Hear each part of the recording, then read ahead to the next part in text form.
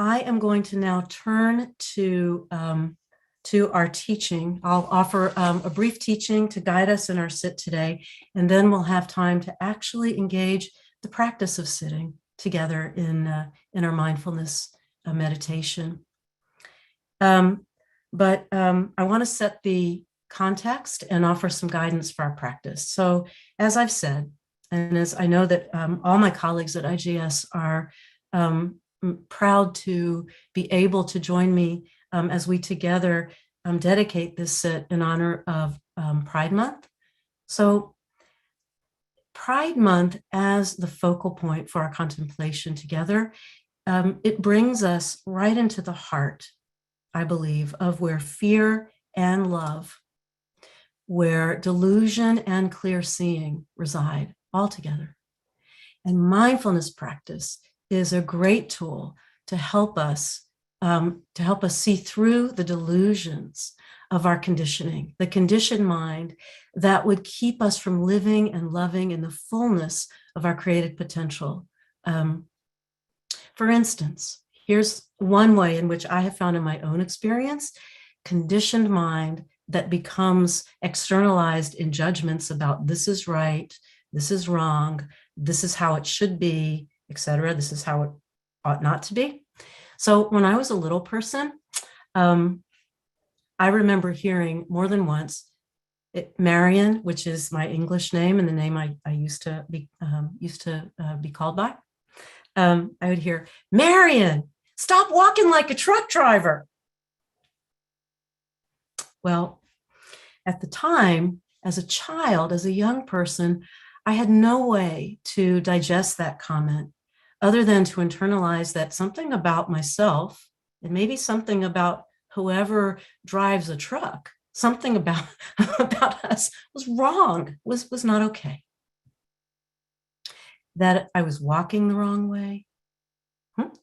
Well, as an adult, mindfulness is a tool that helps me now stay in my own skin, stay grounded, that is, in my experience and the truth of this body, this breath, these thoughts, the gait that I have as I walk through the world, and to feel all of that, and to see and hold with curiosity, not as given truth, but as a question to get interested and curious about, what is that? What is that voice, that judgment that would say, you're not walking the way you should be? After all, the implication, I think, as a person in a female body, you should walk this way, not that way.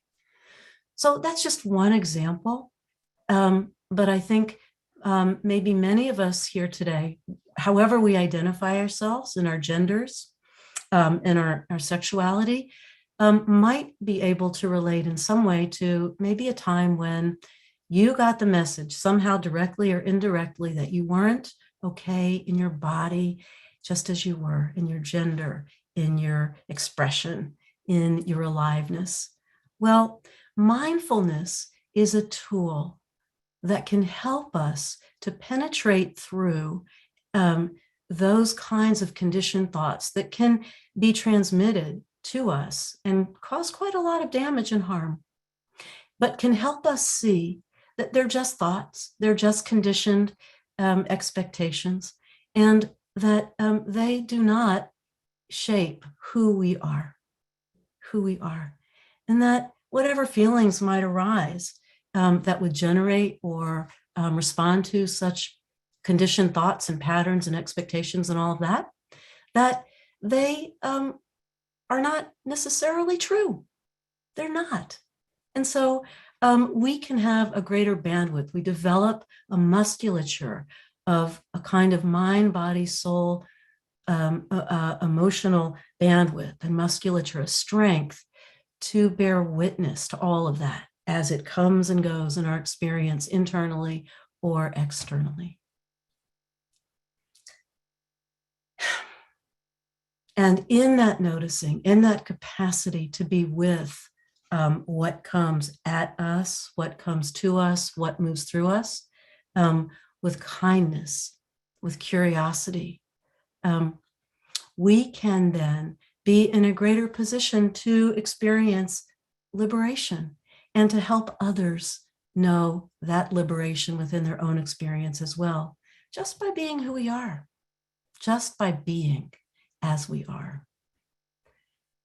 So in honor of those who've walked before us and those who might be on our sit along with myself today, who have experienced, do experience, might experience at times, some of these forces that would want to keep us as LGBTQ embodied souls in hiding, and how we can open to an alternative way of viewing and being with the truth of our experience. I'd like to share with you a poem from a newly published volume of poetry by a dear friend and someone I admire greatly, poet, transgender person, professor, Joy Layden, in a newly published volume of poetry called Shekhinah Speaks. Shekhinah, female presence and essence of God according to Jewish tradition. So here's a poem I'd like to share with you. It is called Likeness. And you should know, as I understand it, Joy's intention throughout this journal, this volume of poetry, is to put side by side Prophet Isaiah and quotes, titles from Cosmopolitan magazine. So, likeness. The Lord who is hiding his face. Isaiah chapter 8, verse 17. The Amish keep to themselves, and they're hiding a horrifying secret. Cosmopolitan, January 14th, 2020. Like me, you're hidden in skin, in time, pinned like me to a world you endure, in which you hover, holy and ordinary, full of blood and suffering, rejected, forgotten, shoved to one side, mouthed and named in the language of shame instead of your mother tongue, my tongue, the language of revelation. Like me, you can't escape the world that's inside you, waiting to be healed, to be forgiven, waiting for you to be less like a victim, less like a crime, less like a body grabbed at dusk, less like saying nothing, and more like the face you think I'm hiding. More like woods and wings and water, more like conceiving and giving birth, more like overflowing.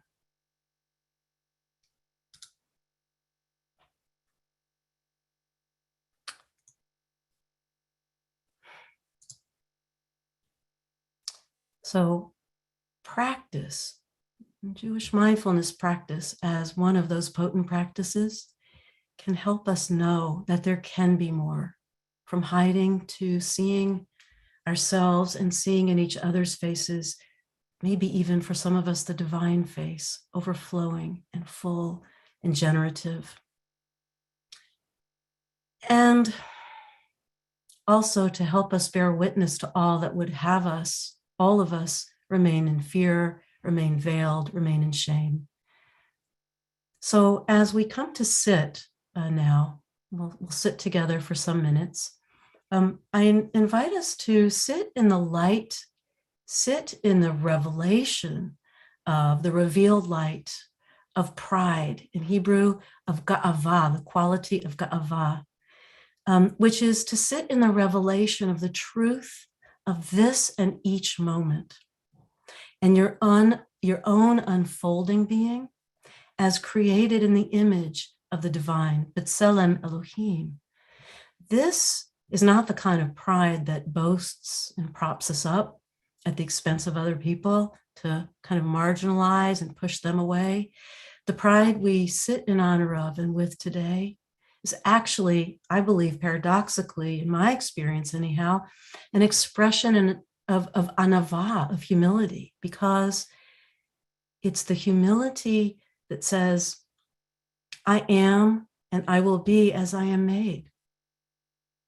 I don't have to do anything more than be who I am,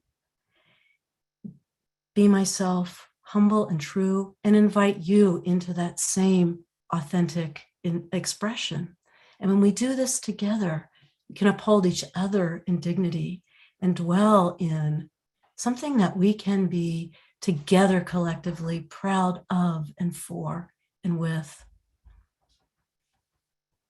So this is, and I'll just say finally, as we come to sit, and this will be by way of a practice instruction, an invitation to take on the mitzvah, the commitment to love each other as ourselves.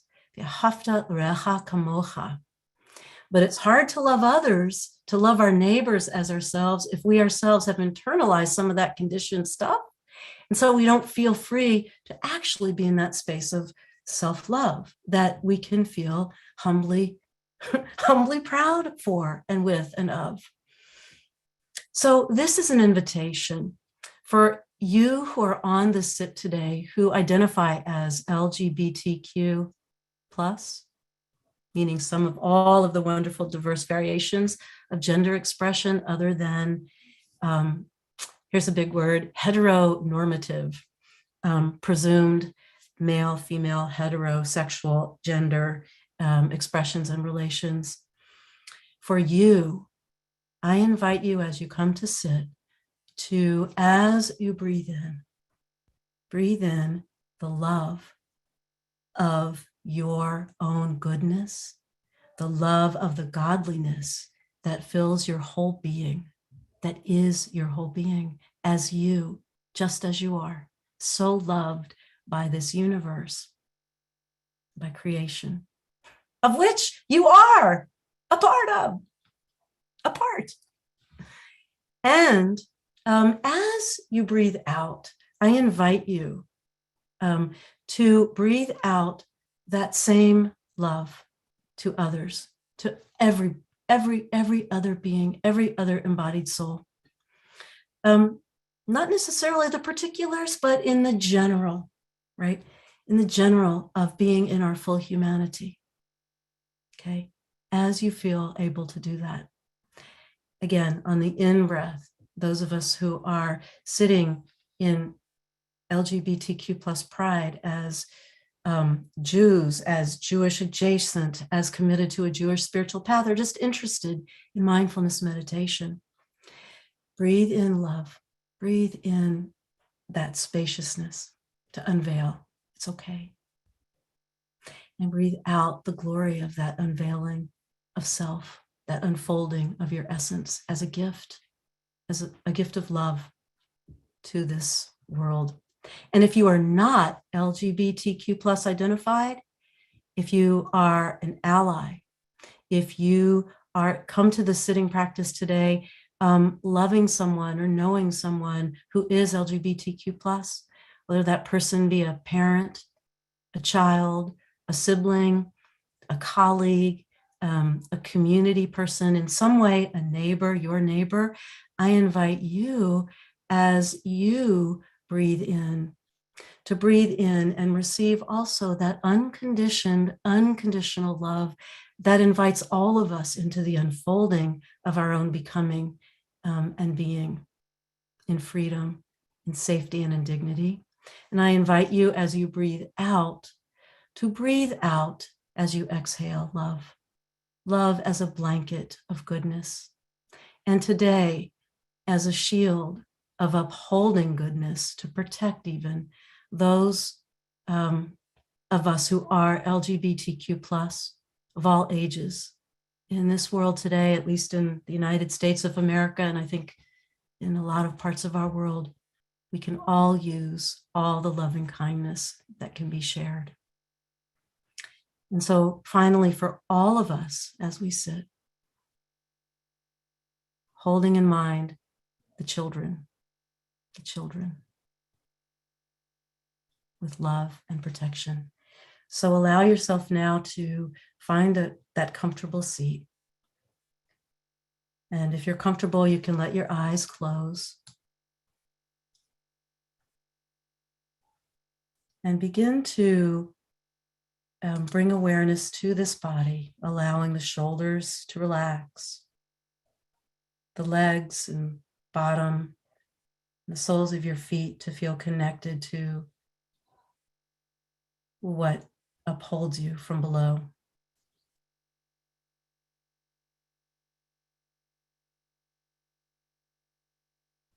And as you breathe in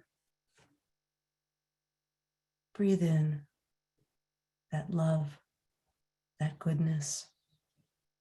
Feel it as the rib cage expands and the belly expands. Let it touch every cell. You are loved just as you are. B'Tselem Elohim, in the image of the divine. As you breathe out, send a blanket of loving kindness into the world around you.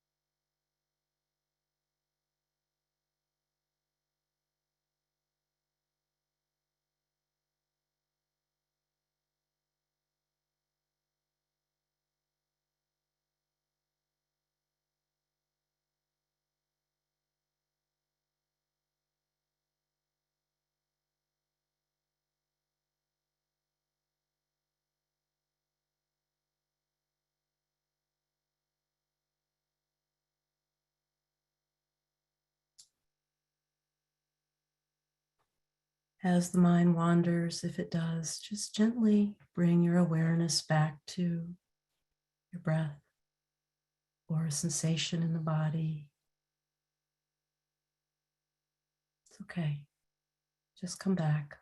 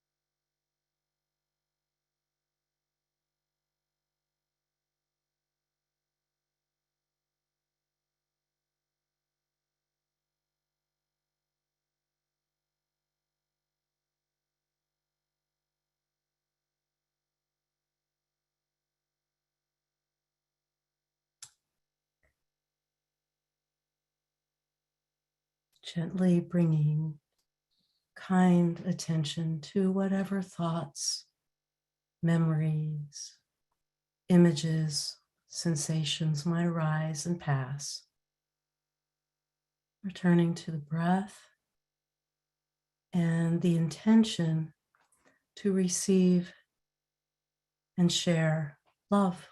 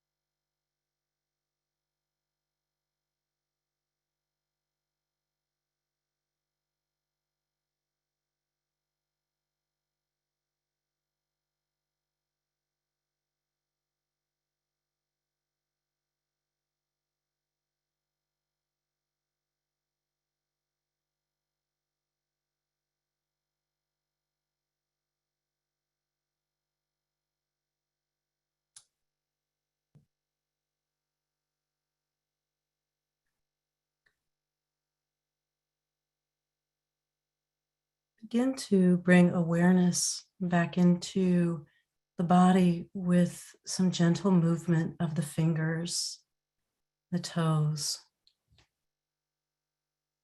Perhaps you might blink the eyes a few times as you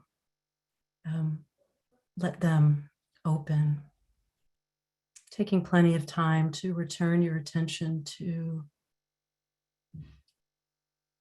the screen, to us together in community.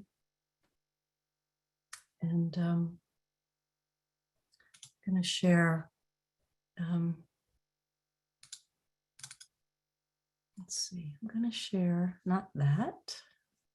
I'm going to, here we go. I'd like to share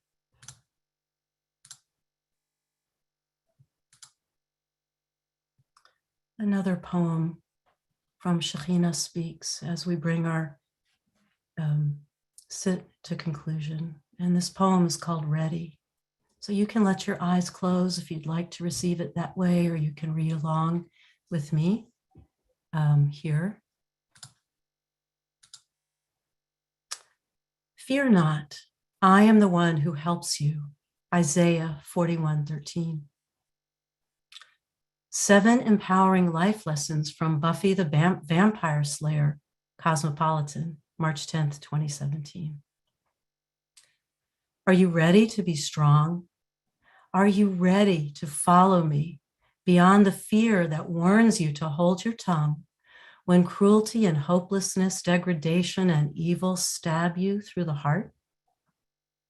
Fear likes you this way, self-loathing and numb, believing you're no one I'd ever choose, a worm in a tunnel, dust in a gale, a nameless pool of blood I could never love. I summon them all to judgment, the fears that stalk you to the ends of the earth, the shame and disgrace that nail you in your place, everything that gets in the way of your responding when I say, don't be afraid. Don't be afraid. I was here before fear, and I'm there beyond it. Oops.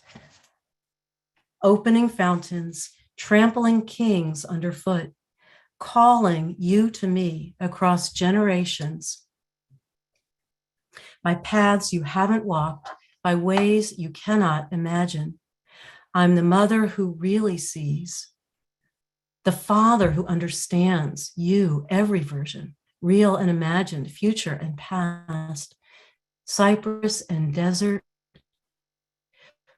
queer, fluid light, thresher of mountains, solitary pine. You have nothing to fear and nothing to prove. Are you ready to be strong? Time to remake the world.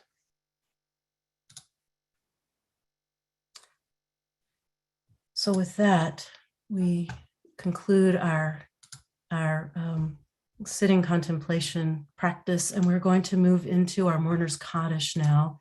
The source sheet, I will, I think, Will, thank you so much. If you could put the link to that in the chat, we'll also make it available on online after. Thank you very much. Oh, looks, there is a,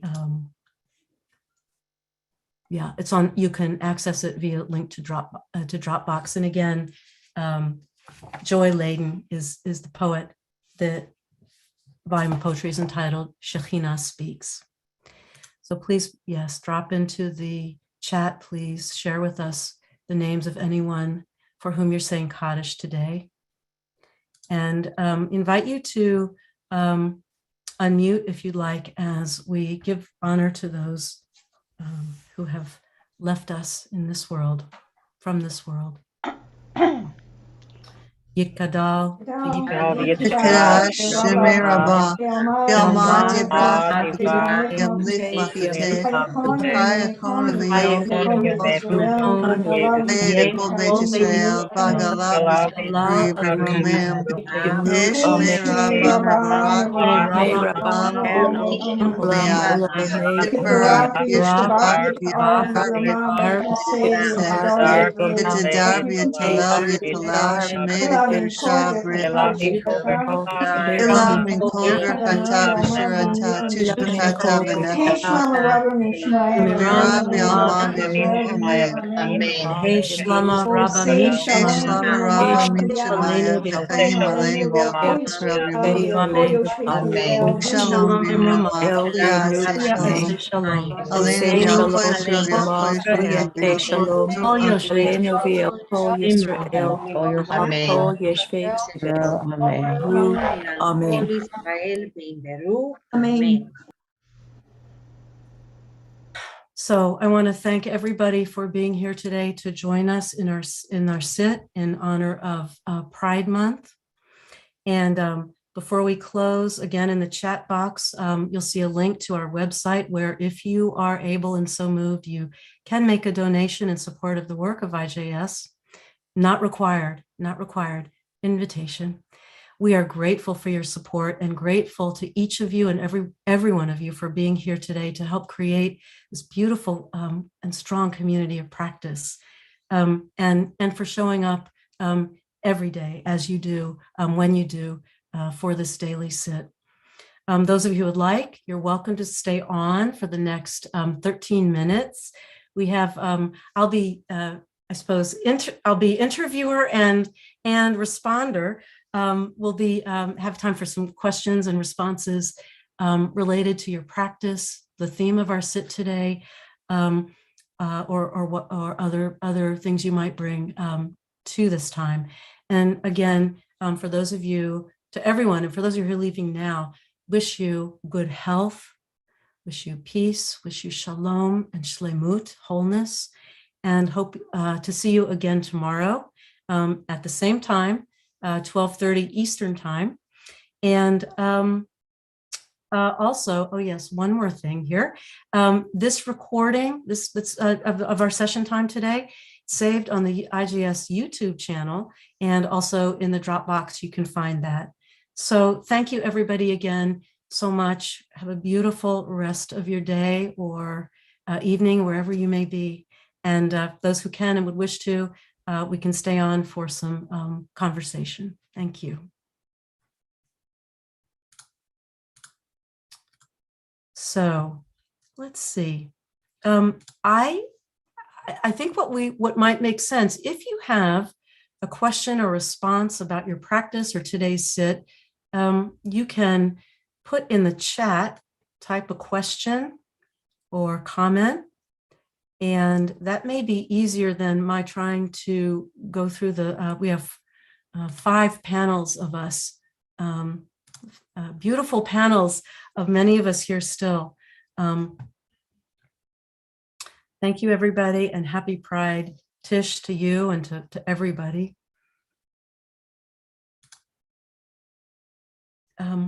Any comments or questions that you'd like to ask or share?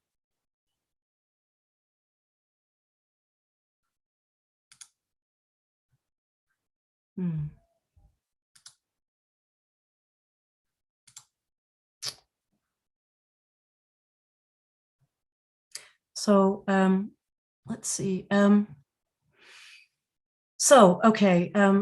Stacy asked a question I think is a really, really important question. What do you do when you notice, if a daily sit or in your own sitting practice, your own mindfulness practice, strong emotion is evoked? How do we work with strong emotions in our practice? In general, the response that I find helpful and that I've been taught and I work with in my practice is to notice. And as my friend and colleague and teacher Mark Margolius says, spiritual practice isn't only about the highs, it's also about the lows of the riding of the waves. So we're talking about what happens at those low or highs, those kind of extremes. I find that breathing through and allowing the feelings, first of all, the thoughts or the memories that flood, to notice them, that's the practice.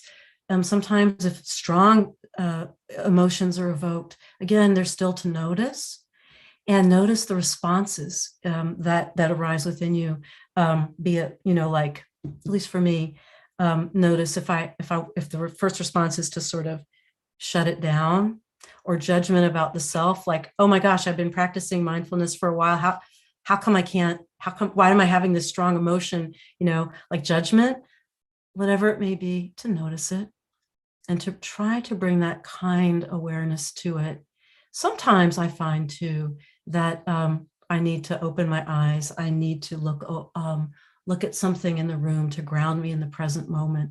I might need to shake out some energy through the body and then return to the sit, or move some toes or ankles. This is, again, with strong emotions, not just the itch that it's okay to not scratch for a few minutes or seconds. That's the practice. But sometimes to move with the energy. So to come back to a sense of being within the window of tolerance for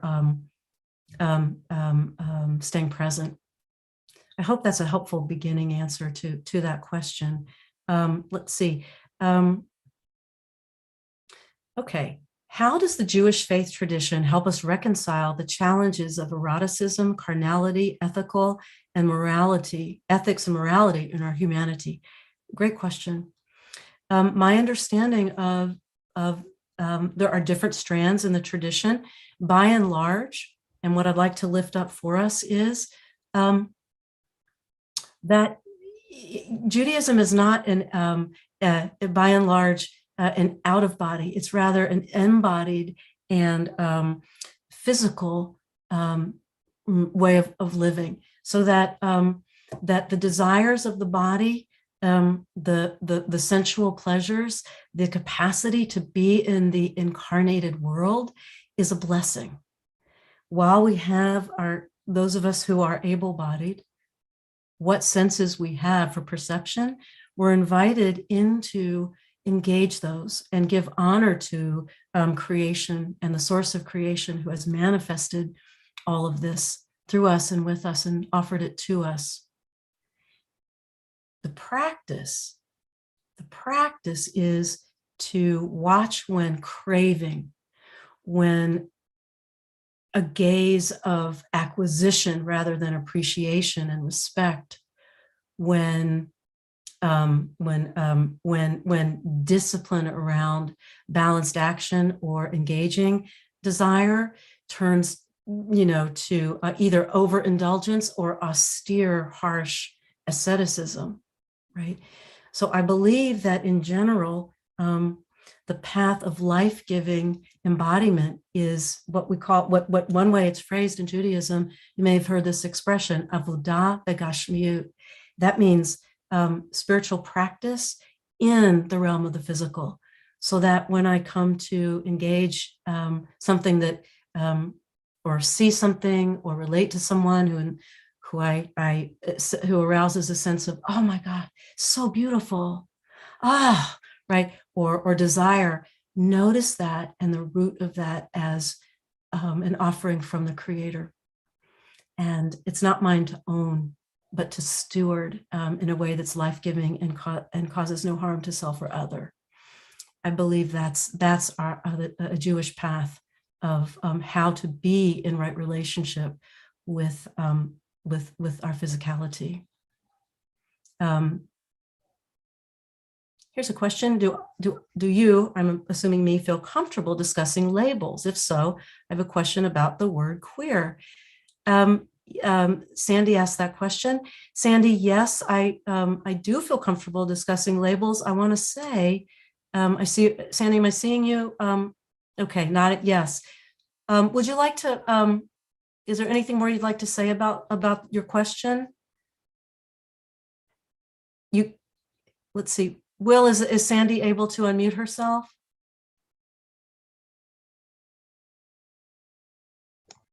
Thank you. Thank you. Yes. Hi. When I was raised and even later, I thought that queer had sort of a negative connotation.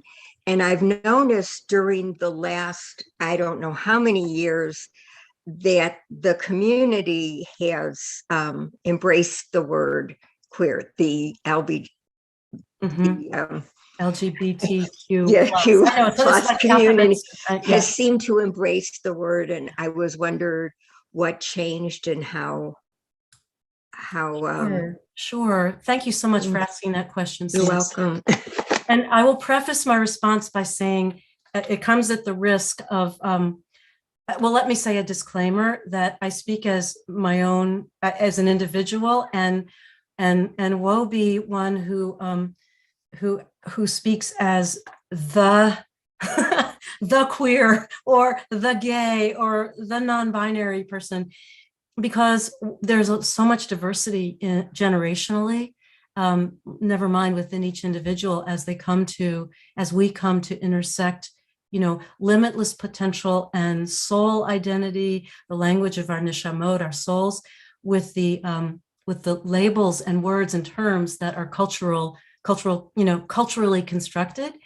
But my understanding of the word queer is that those of us who identify as something other than heterosexual or cisgendered means you, as I understand it, that you identify with the gender to which you were assigned at birth. So like I was assigned female at birth, and I have a body that by all intents and purposes has female plumbing and parts. But I don't identify as as cisgendered. I identify myself as non-binary or queer. So queer, as I understand it, was brought into sort of parlance and adopted by some in the LGBT community to take back a word that had been used to bully, to, as you say, that had negative connotations that could other someone and that could cause a kind of harm. Like if someone like myself heard, something negative with a negative valence, and as a queer person, I feel bad, can internalize that, as I was sharing about earlier in our sit, right? So from like a spacious perspective, go, oh, queer is just a word. It doesn't inherently bring anything other than what we assign it in terms of meaning. But words have power. Words have power to help us become or to help keep us small and in fear, as Joy Ladin says, the first poem I read, right, could have us do. So I think that the word queer, the term, the label was taken back to say, oh, right, from an empowered place, let's take that and let's love it. Let's celebrate it. What's beautiful and wondrous about being queer? And let's live it. And let's engage dignity and pride, ga'ava with this. And so I think that's what happens with the word queer. That's my understanding. Okay. So yes, Andrew, I pray with you. I pray for the time. Andrew writes, when language itself is not so fraught, their name shall be one. Let's see. We have 1 minute. So thank you, Lena, for sharing. Everybody can, the last chat can take a look. There's a podcast. I'm not going to share I won't say aloud the details. You can read there. Blima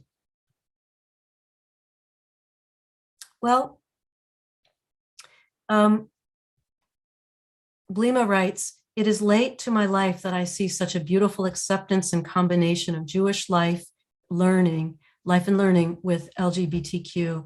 Well, I think as it's 1:15, I want to thank you, Blima, for offering us a last word, a chatima, a seal on our practice together today. And I hope that for each of us in some way, first of all, the time sitting together, never mind our theme and our dedication, just sitting together, breathing, each of us, and breathing mindfully and practicing cultivating that musculature of awareness, kind curiosity to what we're experiencing authentically from moment to moment. Hopefully the sit provided that for you and supported you in your practice today. And also may the time we spent together be for blessing, for healing, and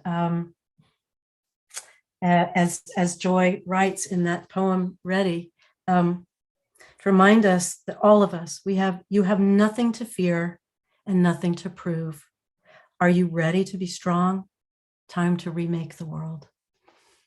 So in truth, right, the world is remade from breath to breath and moment to moment. So may this be for blessing and joy and celebration in your life today. And in this Jewish space, may I say, and may we say together, we can even unmute ourselves. I'm going to say happy pride all together. Okay, ready?